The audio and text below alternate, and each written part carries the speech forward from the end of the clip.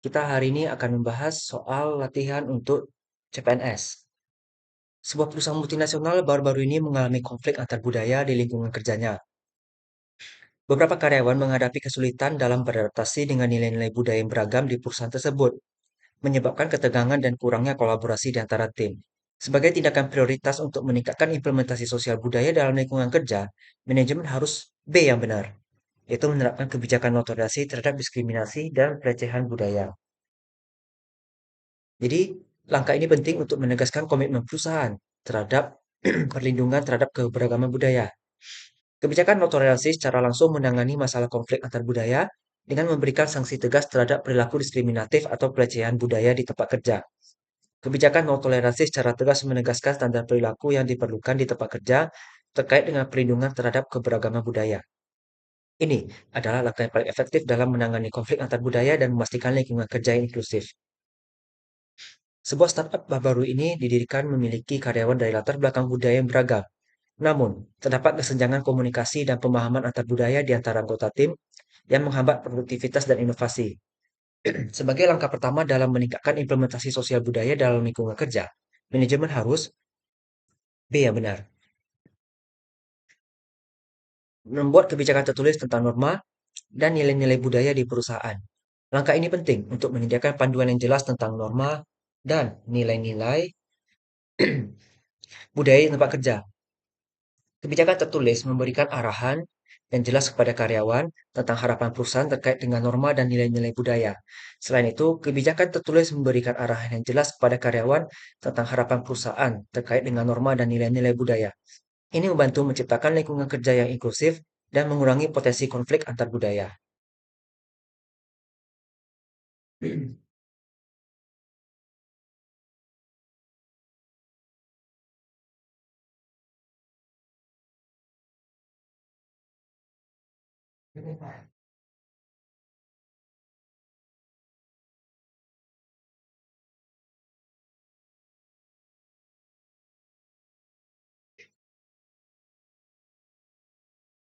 Di sebuah perusahaan dengan budaya kerja yang beragam, terjadi situasi di mana dua anggota tim dari budaya yang berbeda memiliki pendekatan yang berbeda dalam menyelesaikan tugas bersama. Salah satu anggota tim lebih suka bekerja secara mandiri, sementara yang lain lebih suka berkolaborasi dalam menyelesaikan pekerjaan. Tindakan prioritas yang harus dilakukan untuk mengatasi perbedaan ini adalah, yaitu meningkatkan komunikasi dan saling pengertian antara kedua anggota tim.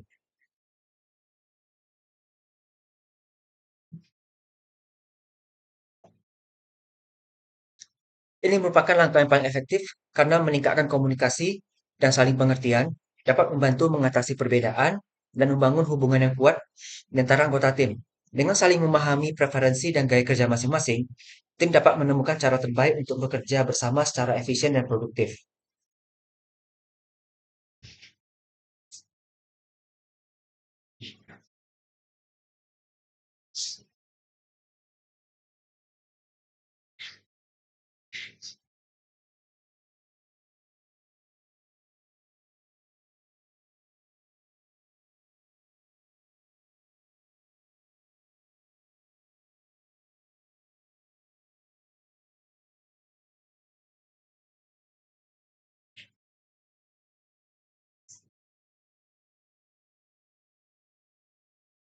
Di sebuah perusahaan dengan keberagaman budaya yang tinggi, terjadi konflik antara dua karyawan yang berasal dari latar belakang budaya yang berbeda.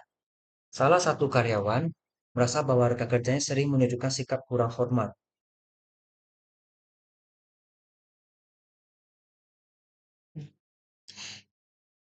terhadap tradisi dan nilai-nilai budaya mereka.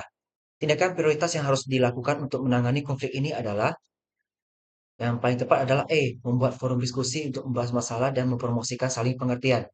Kita lihat pola jawabannya ya, seperti biasa, A, B, C, D itu nggak tepat, jadi yang paling benar. Membuat forum diskusi untuk membahas masalah dan promosikan saling pengertian, ini dianjurkan karena memfasilitasi dialog terbuka dan konstruktif antara kedua karyawan. Ini memberikan kesempatan bagi mereka untuk saling mendengarkan, memahami perspektif satu sama lain, dan mencari solusi yang memuaskan bagi kedua belah pihak. Ini juga mempromosikan budaya inklusif di tempat kerja.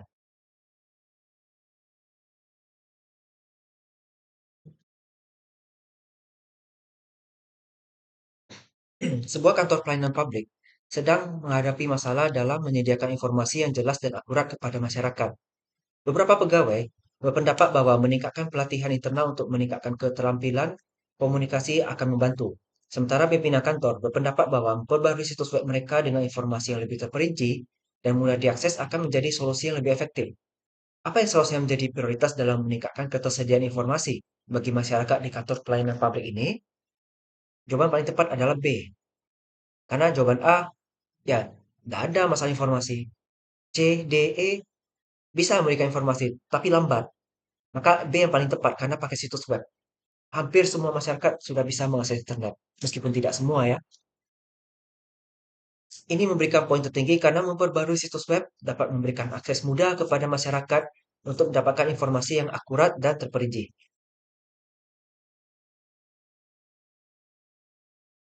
Sebuah kantor pelayanan publik ingin meningkatkan partisipasi masyarakat dalam proses pengambilan keputusan.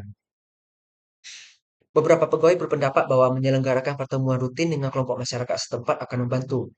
Sementara pimpinan kantor berpendapat bahwa membentuk panel warga yang terdiri dari perwakilan masyarakat akan lebih efektif dalam menyediakan masukan dari berbagai kelompok.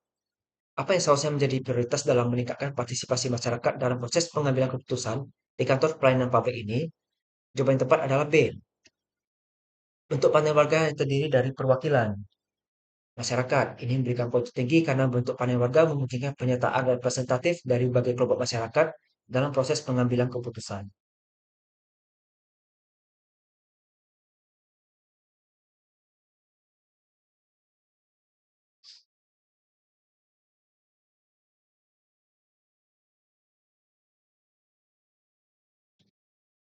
Tetangga Anda sering memarkirkan kendaraan di halaman rumah Anda tanpa izin, sehingga terkadang kendaraan Anda sendiri tidak bisa dikeluarkan.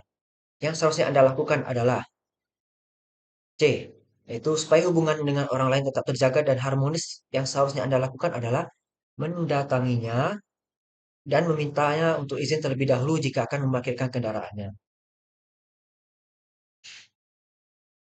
Anda mendengar kabar bahwa rekan Anda menjelek-jelekkan nama Anda di belakang. Sikap Anda, kalau A putus hubungan itu nggak baik, B membalas dengan jelek nama juga tidak baik, D oke, kalau E nggak boleh, C juga oke. Jadi yang paling cepat tepat itu adalah C, baru D ya. Jadi C paling benar. Kita cari tahu kebenarannya terlebih dahulu supaya Anda tidak salah dalam bersikap. Hal pertama yang akan saya lakukan saat ditempatkan di sebuah tempat tugas baru, diam saja, hmm, nggak terlalu ya. Mencari tahu terlebih dahulu apa yang harus dikerjakan, boleh. C menunggu perintah atasan, ya kita kalau kerja jangan hanya berbasis atasan ya. D menyapa rekan kerja dan bertanya tentang sistem kerja, boleh. Berarti B dan D kita pegang. Kalau E mempelajari sistem kerja, oke. Yang paling tepat D rupanya ya.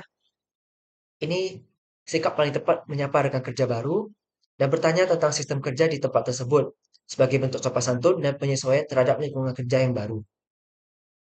Anda berkunjung ke rumah teman Anda di suatu daerah. Pada saat memberikan jamuan makan, teman Anda tersebut memberikan hidangan makanan khas daerah yang tidak Anda suka. Bagaimana sikap Anda? C yang paling tepat. Sebagai bentuk sopan santun Anda dalam menghargai apa yang dihidangkan, walaupun Anda tidak menyukainya adalah dengan tetap menyantap makanan khas daerah tersebut. Rina dimutasi ke wilayah pedalaman dan menempati rumah dinas di perkampungan setempat. Perusahaan tempat ia bekerja termasuk yang memiliki peran penting dalam masyarakat sehingga ia mendapatkan keistimewaan di lingkungan barunya. Sikap Rani seharusnya adalah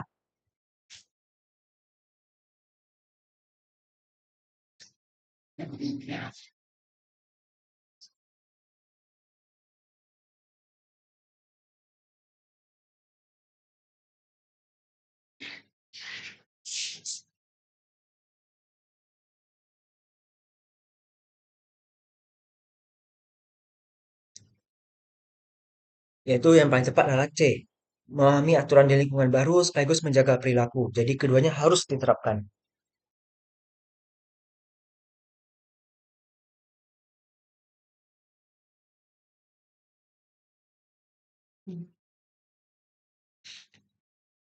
Bela negara merupakan suatu konsep yang disusun oleh perangkat perundangan dan petinggi suatu negara tentang patriotisme seseorang, suatu kelompok, atau seluruh komponen dari suatu negara.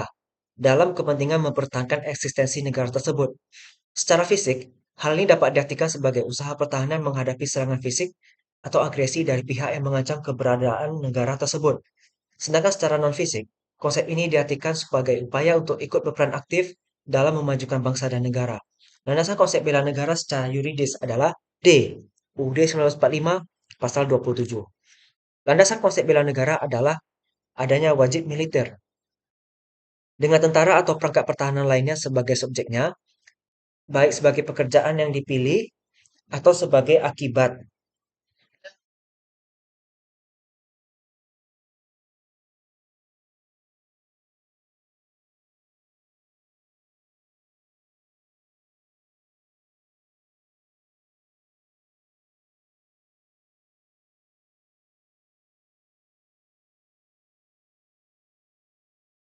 Dari rancangan tanpa sadar atau wajib militer.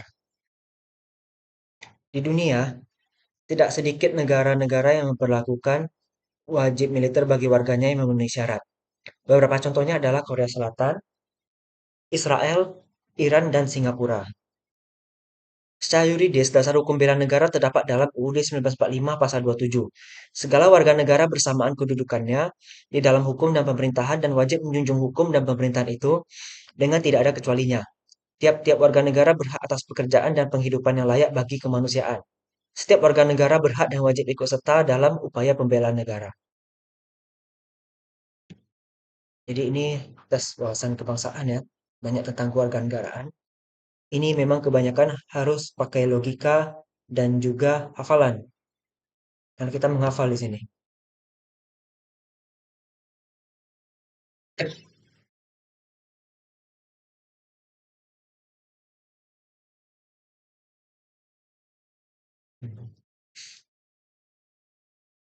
Silakan dilihat-lihat dulu soalnya.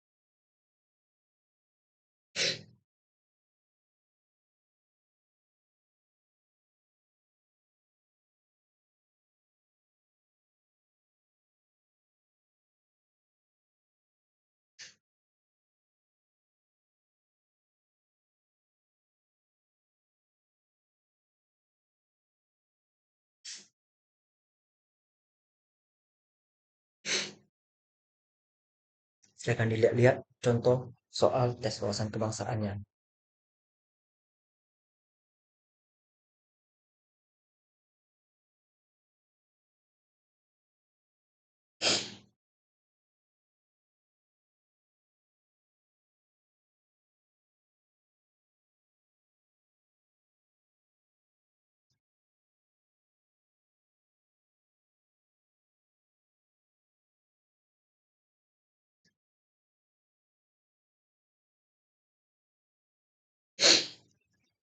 Nah, ini ada tes intelijensi umum. Kalau misalnya ditanya di sini kabel, karet, maka kita harus cari buku dan sampul. Kenapa? Karena kabel itu di bagian luarnya dilindungi oleh karet. Kata analog dengan pernyataan tersebut adalah buku yang bagian luarnya dilindungi oleh sampul. Sekarang coba lihat soal nomor 2. Singa, rusa. Maka antiseptik apa?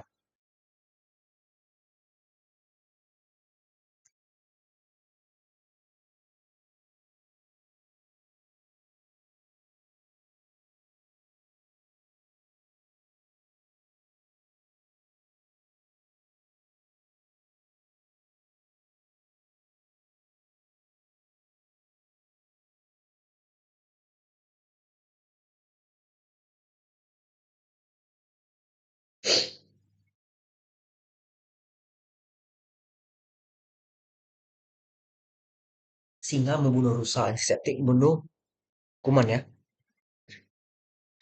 Rabu, Sabtu. Rabu tuh hari ketiga, Sabtu tuh hari ke 6.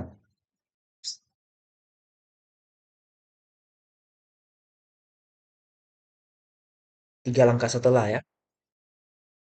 Maka 4 itu adalah angka ketiga setelah 1. Massa are. Massa itu berat, kalau are itu luas. Oh sorry, ya kilogram dan luas berarti C. Api topan. Berarti yang cocok api menyebabkan kebakaran dan api menyebabkan topan. Nah, jadi ada soal TKP, TWK, TIU. Semoga materi pelatihan CPNS ini dapat dipahami dengan baik dan memberikan hasil yang maksimal. Terima kasih, sampai jumpa di pertemuan pembahasan video berikutnya.